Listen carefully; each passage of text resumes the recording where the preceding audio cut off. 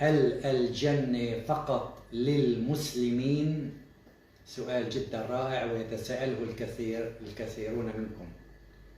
سأقول لكم ما قال الله تعالى: وأنتم حسب اعتقادي كلكم من أولي الألباب وتفهمون على الله، لأن الآيات لا تحتاج إلى شرح.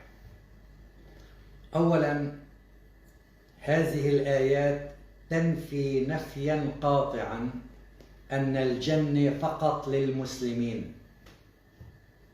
سورة الزلزلة الآية 6 إلى الآية 8 يقول تعالى: بسم الله الرحمن الرحيم: يومئذ يصدر الناس أشتاتا. يصدر أي يتقدم، قالتا لا نسقي حتى يصدر الرعاء.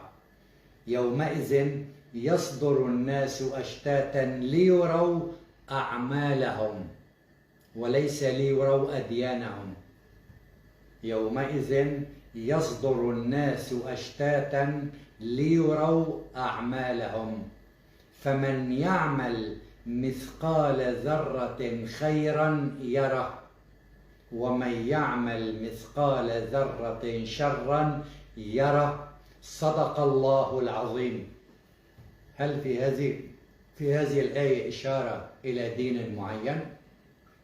يقول: فمن يعمل مثقال ذرة خيرا يره، ومن يعمل مثقال ذرة شرا يره. الآية بسورة البقرة رقم 62. إن الذين آمنوا، لم يقل الذين أسلموا، يعني الله دقيق جدا جدا في استخدام الكلمة، لا مبدل لكلماته. إن الذين آمنوا والذين هادوا أتباع موسى عليه السلام، والنصارى أتباع عيسى عليه السلام، والصابئين أتباع يحيى ابن زكريا عليه السلام، من آمن بالله واليوم الآخر.